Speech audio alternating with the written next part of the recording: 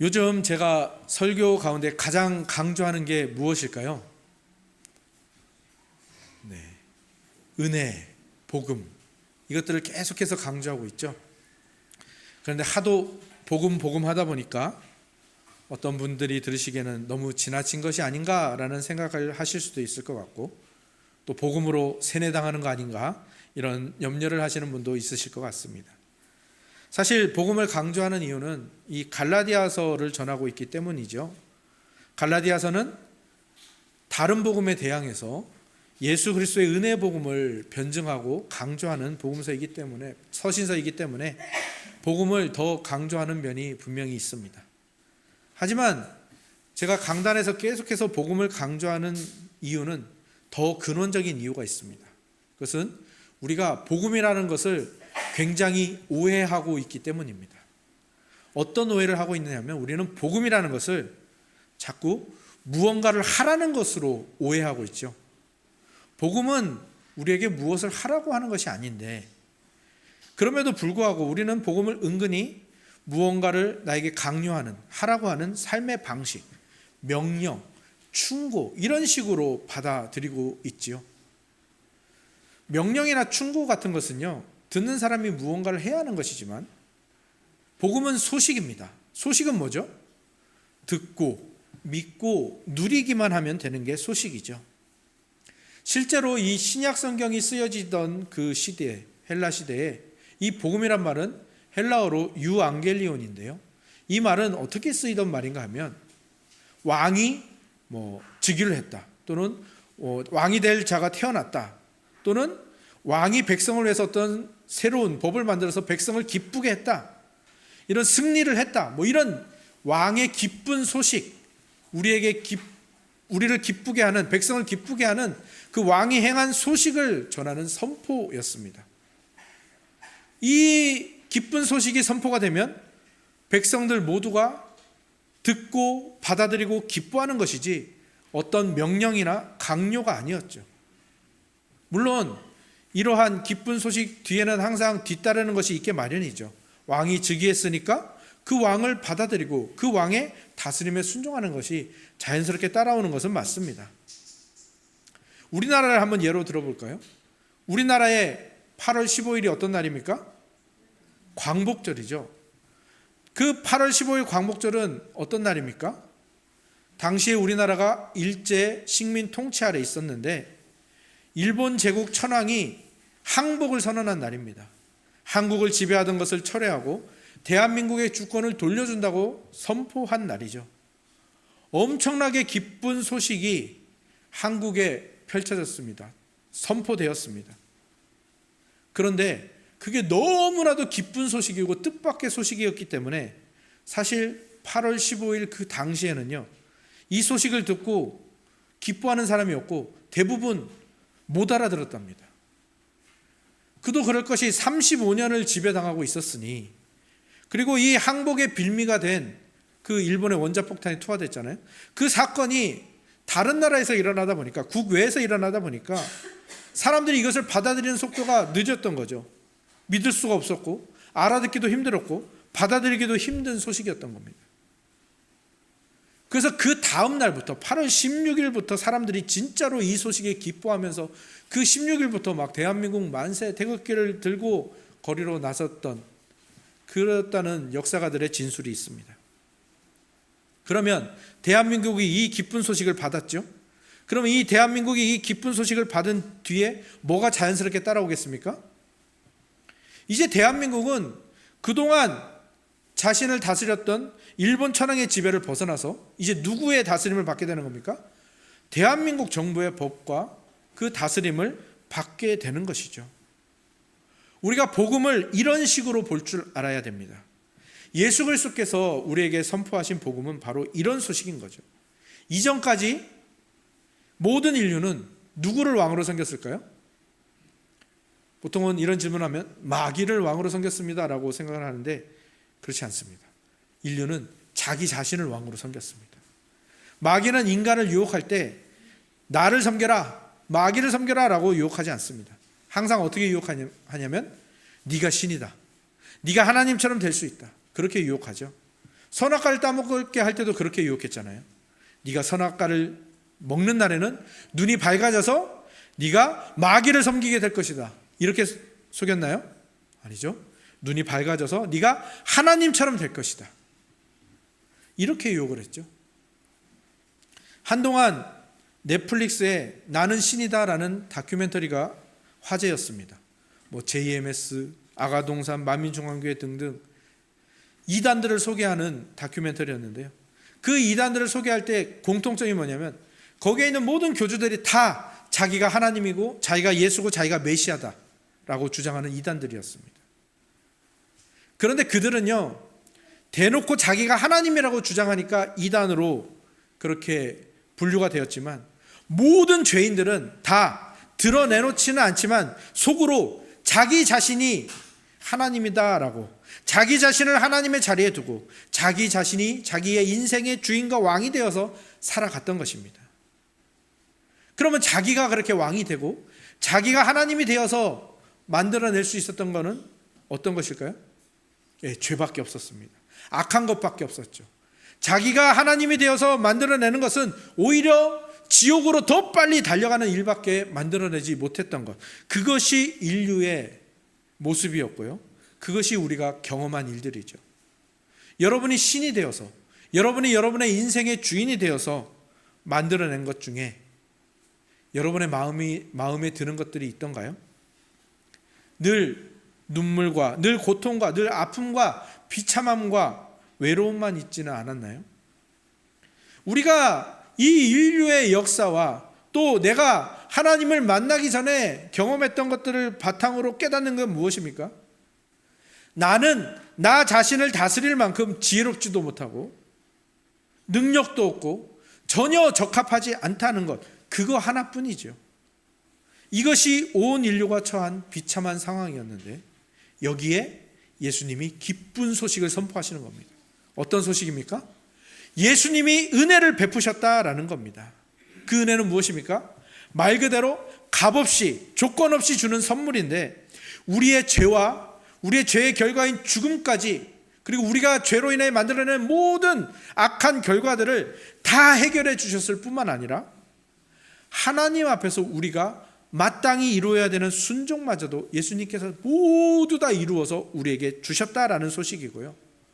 우리가 더 이상 우리 자신을 다스리지 않아도 되고 예수님이 우리의 왕이 되셨다라는 놀라운 기쁜 소식인 거죠. 내가 만들어낼 수 있는 것은 오직 죄뿐이어서 내가 다스리던 세상은 온통 죄악과 절망뿐이었는데, 아픔뿐이었는데 예수님께서 그 나라와 그 통치를 자신이 죽으심으로 다 끝내셨다라는 겁니다. 그리고 이제 예수님이 이 나를 다스리시는, 예수님이 다스리시는 나라의 백성이 내가 되었는데 그 나라를 다스리시는 그 왕이신, 그 하나님이신 예수님은 어떤 분이시냐? 나를 창조하신 분이기 때문에 나보다 나를 더 잘하시고 나보다 나를 더 많이 사랑하시며, 그래서 그분은 나에게 가장 필요한 것들을 주실 수 있는 분이라는 거죠. 그리고 그분은 죄나 악은 만들어내실 수 없는 분이고요. 그분은 선과 유익과 복을 만들어내시고 우리에게 가장 필요한 거룩과 진리, 생명 등을 만들어서 우리에게 주시고, 그래서 우리의 삶이 행복하게 되었다라는 것, 이것이 예수님이 선포하신 복된 소식, 그리고 바울이 받은 은혜의 복음, 오늘 우리가 드리고 있는 은혜의 복음인 것입니다. 이것이 우리의 뒤바뀐 운명이죠. 이 우리의 운명이 뒤바뀐 것은 우리가 무엇을 했기 때문에 바뀐 것이 아닙니다. 이 기쁜 소식이 우리에게 왔기 때문에 우리의 운명이 바뀐 것이죠. 그리고 그 운명이 바뀐 대표가 누굽니까? 오늘 본문에 등장하는 바울이죠. 사도 바울은요, 이 기쁜 소식을 예수님께 직접 받았습니다. 그러니까 사도 바울의 운명이 어떻게 변했습니까? 바울이 원래 어떤 자였죠? 교회와 예수님을 핍박하던 자였습니다. 복음을 미워하는 복음의 적이었죠. 그런데 이 바울이 예수님의 그 기쁜 소식이 그에게 직접 선포되니까 어떻게 되었습니까? 급선회를 합니다. 급 유턴을 하는 거죠. 그래서 예수님을 핍박하던 자가 예수님의 제자가 되고, 교회와 복음을 핍박하던 자가 복음을 전하여 교회를 세우는 자가 된 것, 이것이 바로 복음으로 인하여 그 기쁜 소식이 선포됨으로 말미암아 운명이 바뀐 자의 모습인 것이죠. 그리고 이제 이 바울은 그 운명이 바뀐 자가 되어서 이제 오늘 본문에 보면 14년 후에 예루살렘으로 올라갔다고 합니다. 이 이야기가 우리에게 중요한 이유는 이 예루살렘으로 올라간 이야기를 통해서 우리는 복음의 능력과 그 복음의 능력이 우리를 어떻게 바꾸는지를 볼 수가 있기 때문입니다. 오늘은 그것을 함께 살펴보려고 합니다. 바울은 14년 후에 예루살렘으로 올라가는데요, 두 가지를 가지고 올라갑니다. 무엇을 가지고 올라가죠? 2절에 나오는데 우리 2절을 같이 한번 읽어볼까요? 2절입니다. 함께 읽습니다. 시작. 계시를 따라 올라가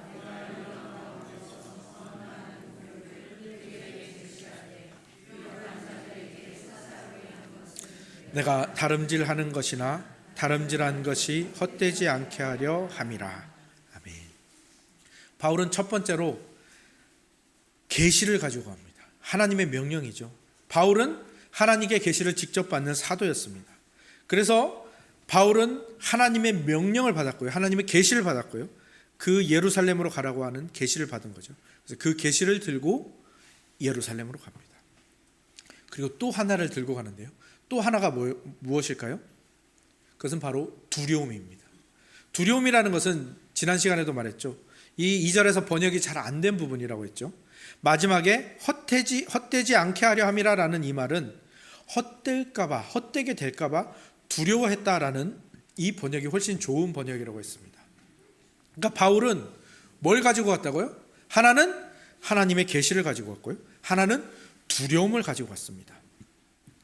그런데 지난주에도 이 두려움에 대한 말씀을 드렸는데, 이 두려움이라는 부분을 어떤 불신 또는 이 바울이 그냥 자연스럽게 가졌던 두려움처럼 그렇게 전달된 것 같은데요, 그것이 오히려 바울이 뭔가를 무서워했다라는 것으로 오해를 할 수 있을 것 같아서 이 부분을 조금 더 자세히 설명하고자 합니다.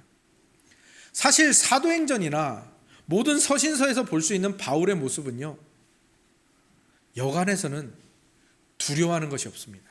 굉장히 담대한 사람입니다.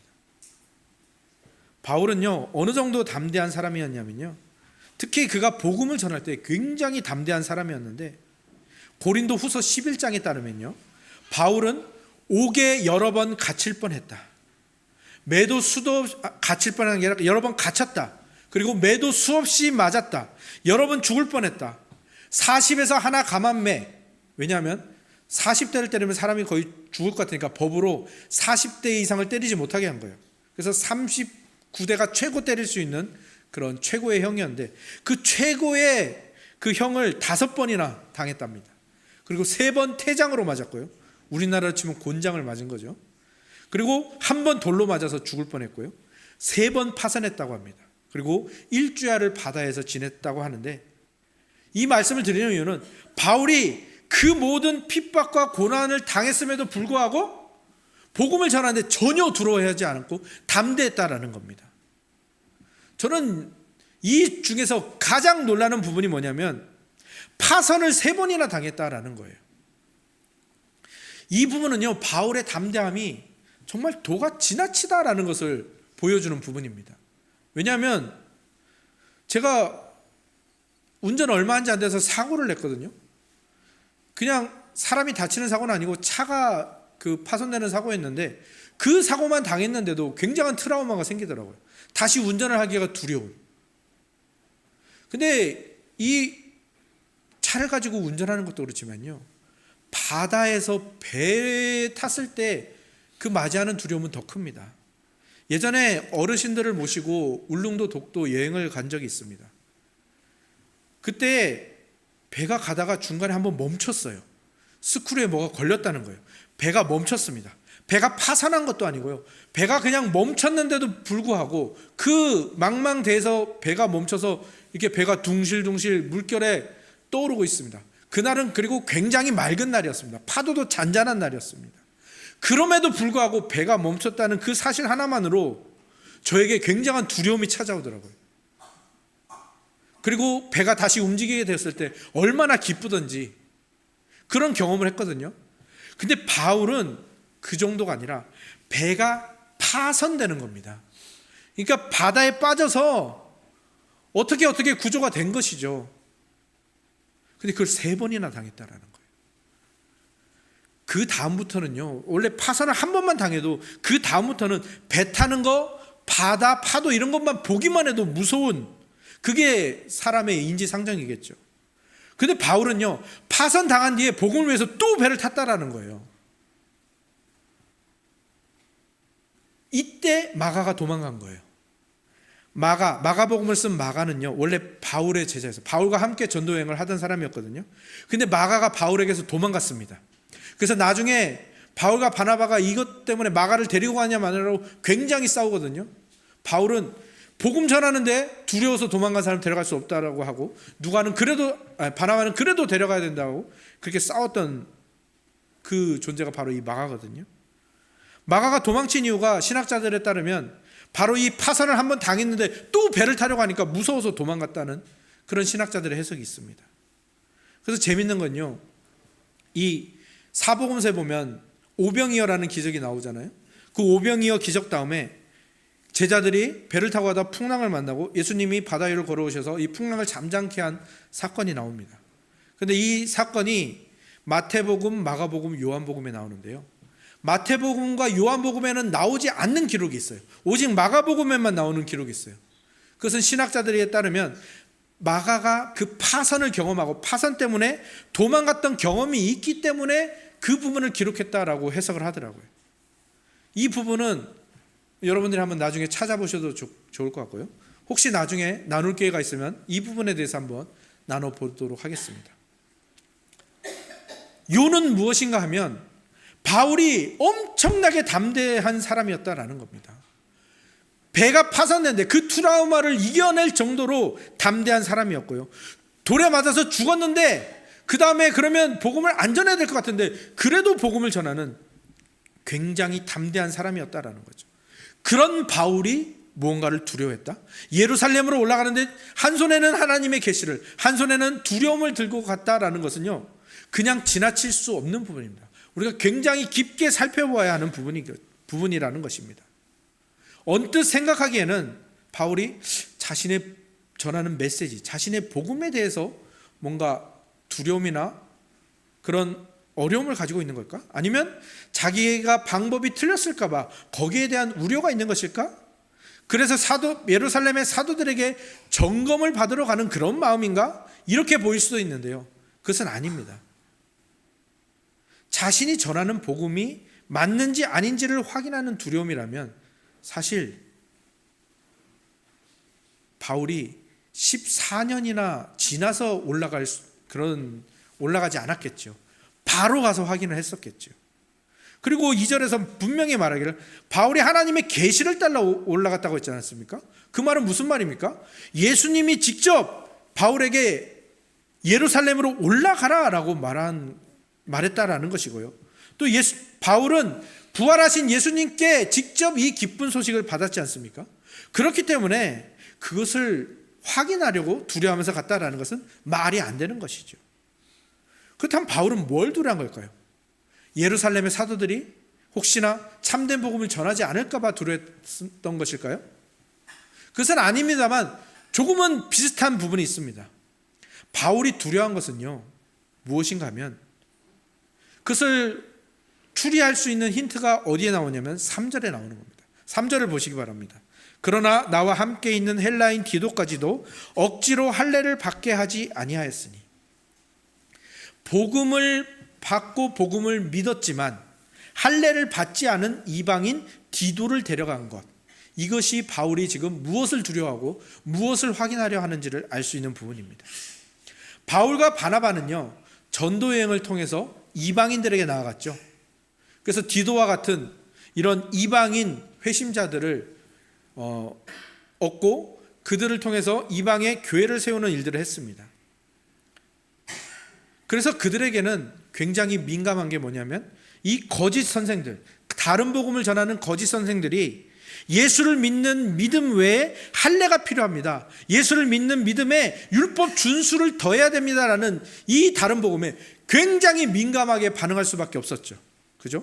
이방인들은 할례를 받지 않았고요. 율법과 무관한 자들이었기 때문입니다. 그런데 예루살렘에 있는 사도들은 어떻습니까? 예루살렘에 있으면서 유대인들에게 전하는 유대인 사도들에게는 어떻습니까? 그들은 전하는 자도 그렇고 듣는 자도 그렇고 이미 다 할례를 받은 자들입니다.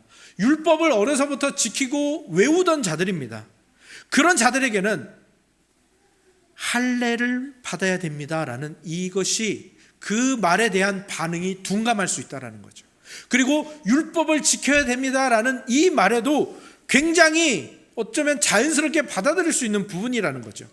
그리고 바울이 걱정했던 것은 예루살렘에 있는 사도들이 다른 복음을 전하거나 다른 복음에 넘어갈까 봐 두려운 것이 아니라 그 율법과 할례에 대한 그들의 자연스러움, 원래 기본값으로 가지고 있던 그것들이 조금이라도 다른 복음에 이 거짓 선생들의 조금이라도 여지를 줄까 봐 그것을 두려워했던 것입니다. 그래서 그동안 바울이 다른 복음과 싸웠던 그 일들, 정말 참된 은혜의 복음을 전하며 그 교회를 세웠던 그 일들이 혹이나 열매를 맺는데 방해가 될까 봐. 더 자세하게 말하면 유대인의 교회와 이방인의 교회가 하나가 될 수 없을까 봐, 뭔가 다른 차이점들이 생길까 봐 그것을 두려워했다라는 것입니다. 그런데 어땠습니까? 정말로 감사하게도 하나님이 바울을 예루살렘으로 올라가게 한 그 이유가 무엇인지가 강력하게 드러난 거죠. 하나님의 은혜로 이 예루살렘의 사도들은 그 할례 받지 않은 무할례자 디도에게 할례를 받으라 하지 않았습니다. 그리고 친교의 악수를 나누었죠. 그들이 디도를 받아들이고 친교의 악수를 했다라는 것은 무엇을 뜻하는 겁니까? 이방인의 사도인 바울과 바나바, 그리고 무할례자인 디도, 그리고 예루살렘 교회에 있는 유대인 사도들과 유대인 신자들 모두가 다 복음이 무엇인지를, 복음이 왜 기쁜 소식인지를 분명하게 이해하고 받아들였다라는 증거인 것입니다. 복음이 뭐라고 했습니까? 기쁜 소식입니다. 내가 어떤 것을 하는 충고가 아니라, 어떤 것을 해야 되는 어떤 명령이 아니라 그리스도께서 완성하여 우리에게 주신 소식이라는 거죠. 그렇기 때문에 바울과 예루살렘의 사도가 일치를 이룰 수 있었던 겁니다. 왜요? 바울이 이룬 게 아니거든요. 베드로가 이룬 게 아니거든요. 디도가 이룬 게 아니거든요. 게바, 야고보가 이룬 게 아니거든요. 오직 그리스도께서 완성하신 일이니까요. 그러니까 일치를 이룰 수가 있었던 것입니다. 그리고 우리가 이 복음이 좋은 충고가 아니라 좋은 소식이라는 이 사실을 분명히 할 때 우리에게도 이 동일한 새로운 정체성이 생기게 되는 것입니다. 그래서 천흥의 강단에서는 끊임없이 복음을 전하는 것입니다. 처음에 말했던 것처럼 우리 자신은요, 만들어낼 수 있는 것이 죄뿐입니다. 악한 결과들 뿐입니다. 그런데 그런 존재인 우리를 예수 그리스도께서 아무것도 묻지도 따지지도 않으시고 우리를 사랑하신 거죠. 근데 이게 우리에게 낯설다고 했죠. 이게 모순처럼 보인다고 했죠. 우리가 죄인인데 어떻게 예수님이 우리를 사랑하지? 그런데 이 모순을 우리가 받아들일 때, 이것이 내가 해야 되는 일이면 모순인데 예수님이 행하신 일이니까 모순이 아닌 것이 되어 우리에게 들어왔을 때 우리에게 어떤 균형이 생긴다라는 겁니다. 일치가 생긴다라는 것이죠. 지난주에 여러분에게 꼭 기억하라고 말씀드렸던 부분 기억나시나요? 우리가 상상한 것보다 훨씬 더 악한 죄인이고, 동시에 우리는 우리가 상상한 것보다 훨씬 더 사랑받고 있다라는 이 고백을 분명히 기억하십시오. 조금 더 자세히 이 고백을 나누어서, 두 가지로 나눠서 한번 여러분들에게 말씀드리면, 첫 번째, 나는 내가 감히 생각한 것보다 훨씬 더한 죄인이고 허물 많은 존재입니다. 이것이 우리가 해야 할 첫 번째 고백입니다. 아니, 해야 할 고백이라고 하니까 또 우리가 뭔가 해야 될 것처럼 생각하는데 이게 복음의 능력입니다. 복음은 우리에게 이것을 고백하게 만듭니다. 나는 내가 감히 생각한 것보다 훨씬 더한 죄인이고 허물 많은 존재입니다라는 이 고백이죠. 그리고 복음은 두 번째 고백으로 나아가게 합니다. 두 번째 고백은 무엇인가 하면, 나는 내가 감히 바랬던 것보다 훨씬 더 큰 사랑을 받았고 용납되었습니다 라는 이 고백입니다. 그러니까 이 고백은 뭡니까? 우리의 죄인됨과 그리스도로 인해 사랑받았음을 동시에 느끼는 고백이죠. 이게 복음의 능력입니다. 우리가 하면 이것이 모순되는데 복음의 능력은 이 모순을 일치로 만들고요, 균형으로 만들어서 우리 자신을 올바르게 바라볼 수 있게 만드는 겁니다. 우리 자신을 어떻게 올바르게 바라보게 만듭니까? 복음은요, 하나님이 창조주이신 것을 바라보게 만들고요, 그래서 우리가 피조물인 것을 인식하게 만듭니다. 그리고요, 복음은 하나님이 구속주라는 것을, 구원자라는 것을 바라보게 하고, 그래서 우리가 죄인이라는 것을 바라보게 만듭니다. 이 두 가지 인식, 이것이 가장 기본적인 인식이면서도 우리가 너무 자주 놓치고 있는 자기 인식이라는 거죠. 왜요? 우리가 피조물이라는 사실을 잃어버리고 우리가 하나님이 되려고 하고요, 우리가 죄인이라는 것을 잃어버리고 자꾸만 우리에게서 뭔가 완전한 것을 바라거든요. 복음은 그것을 탈피하게 만드는 겁니다. 그래서 복음은 우리를 어떤 존재로 만드느냐 하면 겸손하면서도 담대한 존재가 되게 만듭니다. 이게 복음의 결과 중 첫 번째였죠. 우리가 지난주에 나눴던 것처럼 복음이 어떤 충고가 아니라 좋은 소식이라는 것을 알 때에 우리의 정체성이 변하게 되는데, 어떻게 변한다고요? 겸손하면서도 담대한 존재가 된다는 것입니다. 이게 바로 복음으로 인해 변화된 우리의 정체성입니다. 근데 겸손하면서 담대하다라는 것도 모순처럼 들리죠, 우리에게는. 왜요? 우리는 그렇게 될 수가 없거든요. 우리는 그것을 만들어낼 수가 없는 존재거든요. 지킬 박사와 하이드라는 소설 아십니까? 그 지킬 박사가 굉장히 선량하고 착한 사람인데, 이 사람이 어느 날 어떤 약품을 통해서 자기 자신의 모습을 변하게 만드는 것을, 생김새를 완전히 변하게 만드는 것을 만들어냅니다. 그러니까 그 사람이 어떻게 했을까요? 그러면 나인 걸 못 알아볼 거 아니야. 그러면서 그 악한 모습을 한 그 모습으로 막 사람을 죽이고 폭력을 행사하고 아이를 밟고 지나가고 막 이런 일들을 행하거든요. 그래서 결국 어떻게 될까요? 그 한 사람 안에 이 두 가지 모습이 공존할 수 없다는 것이 마지막에 이 지킬 박사가 자살하는 것으로 그 결론이 나거든요. 그러니까 사람으로서는 이 겸손하면서도 담대한 것을 두 가지를 한 번에 담아낼 수가 없는 겁니다. 젊은 사람들은 MBTI를 굉장히 잘 얘기하고 그것이 화제가 되는 것 같은데요. MBTI라는 것은 사람의 성향을 조사해서 나는 이런 성향인가 보다라는 것을 알아내는 어떤 검사 같은 건데요. 그 성향 검사에서 가장 먼저 구분하는 게 뭐냐면 외향적인 사람, 내향적인 사람입니다. 그런데 겸손하면서 담대하다라는 것은 마치 이것이 한꺼번에 있다라는 것처럼 들리지 않습니까? 그러니까 우리에게는 모순처럼 들리는 거죠. 그런데 복음은요, 이 모순을 통해서 우리를 새로운 존재로 만들어 간다라는 겁니다. 겸손하면서도 담대한 존재. 이것은요, 우리가 만들어낼 수 없을 뿐만 아니라 우리가 태어나면서부터 가지는 인간의 기본적인 성품이 아닙니다. 마냥 착한 사람은요, 어떻게 우를 범할까요? 싸워야 할 때 싸우지 못해서 우를 범합니다. 악한 결과를 만들어내죠. 경쟁심 있고 투쟁심이 있는 사람은요, 싸우지 말아야 할 때 싸워서 우를 만들고 그 죄를 만들고 그 악한 결과들을 만들어내는 겁니다. 말을 많이 하는 사람은요, 말을 해서 죄를 짓습니다. 말이 없고 과묵한 사람은요, 말해야 되는데 말을 하지 않음으로써 죄를 짓는 거죠. 그러니까 사람은 이 새로운 정체성을 만들어낼 수가 없습니다. 모순이라고 여기죠. 겸손과 담대함은 사람에게 원래부터 이렇게 한 번에 있는 성품이 아니라 오직 예수 그리스도의 복음, 예수 그리스도께서 선포하신 그 기쁜 소식 안에서만 가질 수 있는 균형 잡힌 새로운 정체성, 이중적 정체성이라는 겁니다. 그래서 복음이 우리를 겸손하면서 담대한 존재로 만듭니다. 복음이 우리를 겸손하게 어떻게 만듭니까? 우리로 하여금 우리가 최악의 죄인이라는 것을 깊이 깨닫게 하여 겸손하게 만듭니다. 그럼 복음은 우리를 어떻게 담대하게 만들죠? 그런 죄인인 우리가 하나님의 값없는 사랑을 영원토록 무한히 받는 존재라는 것을 깨닫게 함으로 우리를 담대하게 만듭니다. 그래서 모순처럼 보이지만 겸손하면서 담대한 이 삶의 균형을 이루게 만드는 것, 이것이 복음의 능력입니다. 그래서 복음은요, 우리를 겸손하게 만들고요, 또 담대하게 만들어서요, 어떤 실패 앞에서 좌절하지 않게 만들어줍니다. 왜냐하면 자기 자신에 대한 신뢰를 겸손으로 다 버렸기 때문이죠. 그리고 우리는 담대해집니다. 왜요? 하나님의 사랑과 복음의 능력이, 예수 그리스도의 순종이 나를 변화시키고 나를 바꿀 것이라는 것을 알거든요. 그래서 담대함으로 나가는 겁니다. 그리고 예수님이 나를 절대 버리지 않으신다라는 것을 알기 때문에 담대함으로 나가는 거예요.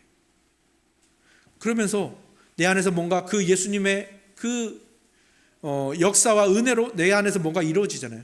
그러면 원래는 내 안에서 뭔가 이루어지고 내게서 뭐가 나타나면 교만으로 가야 되는데 교만으로 가지 않습니다. 내가 최악의 죄인이라는 것을 깊이 깨달았거든요. 그리고 내가 한 것이 아니라 죄인인 나를 통해서 예수 그리스도가 한 것이라는 것을 분명히 알기 때문에 절대 교만으로 가지 않게 되는 거죠. 이것이 우리가 받은 새로운 정체성이라는 것을 알아야 됩니다. 이것이 복음에 담긴 복음의 능력이죠. 이것을 우리에게 가져와야 됩니다. 복음을 계속해서 선언하겠다고 말씀드리는 이유는 바로 이것 때문입니다. 우리는 오해 속에서 살아갑니다. 우리는 어떤 오해 속에서 살아간다고요? 복음은 뭔가 해야 되는 것이다. 그 오해 때문에 어떤 일이 일어날까요? 그 복음대로 살지 못하는 자기 자신에 대해서 굉장히 좌절하고 굉장히 정죄합니다. 왜 정죄할까요? 왜 좌절할까요? 자기 자신이 최악의 죄인이라고 인정하지 않기 때문입니다. 또 뭔가를 합니다. 신앙적인 일들을 하고 경건한 일들을 합니다. 그런데 다른 사람들이 안 해요. 그때 쉽게 교만해집니다. 쉽게 비교로 갑니다. 왜 거기로 갈까요? 오해 때문입니다. 어떤 오해? 내가 하나님의 사랑을 받아서 여기에 왔다. 내가 예수 그리스도 때문에 이 열매를 맺었다라는 것을 인정하지 않기 때문에 교만으로 가는 겁니다. 천흥의 강단에서 복음을 계속해서 전하겠습니다라는 그 이유가 바로 여기에 있는 겁니다. 이 오해에서 벗어나야 됩니다. 복음에서 나오지 않은 정체성, 복음에서 나오지 않은 자기 이해, 복음에서 나오지 않은 모든 오해들은 균형을 이룰 수 없고요. 그냥 모순 덩어리로 살다가 교회에서는 신자로, 밖에서는 죄인으로 살 수밖에 없기 때문이죠. 그러면서 실패할 때마다 좌절하고 성공 앞에서 교만해질 수밖에 없기 때문입니다. 그러나 복음이 주는 정체성은 실패한 죄인인 나에 대해서 절망하지 않습니다. 왜? 하나님의 사랑을 받기 때문이죠. 그리고 하나님의 사랑을 받아서 어떤 일을 했을 때 교만하지 않습니다. 왜? 예수 그리스도께서 하신 일이기 때문이죠. 그러니까 복음이 주는 정체성은 절망으로 가지도 않고요, 교만으로 가지도 않습니다. 그리고 오직 하나님의 은혜만을 찬양하고 하나님께 영광을 돌리는 대로 나아가죠. 오늘 말씀에 여러분 자신을 한번 비춰보시기 바랍니다. 혹시 말씀과 현실이 서로 삼았지 아니한다, 괴리가 있다, 그래서 괴로워하시는 분들 계십니까? 그 괴로운 것이 당연하다는 것을 인정하십시오. 왜? 우리는 최악의 죄인들이거든요. 그 모순은요, 그 괴리는요, 복음 안으로 들어온 모든 자가 당연히 느껴야 되는 것입니다. 사도 바울을 보십시오. 나는 죄인 중에 괴수다라고 고백하면서도요, 절대 좌절하지 않습니다. 어디로 가죠? 오호라, 나는 곤고한 사람입니다. 그러면서 예수 그리스도께로 나가고 성령의 법으로 나아갑니다. 그리고 사도 바울은요, 그렇게 예수 그리스도께 은혜로 나아가서 다른 사도보다도 훨씬 더 많이 수고했지만요, 그 수고를 절대 자랑하지 않습니다. 왜요? 예수 그리스도께서 맺히신, 성령께서 맺히신 열매라는 것을 알기 때문입니다. 어떻게 그럴 수 있습니까?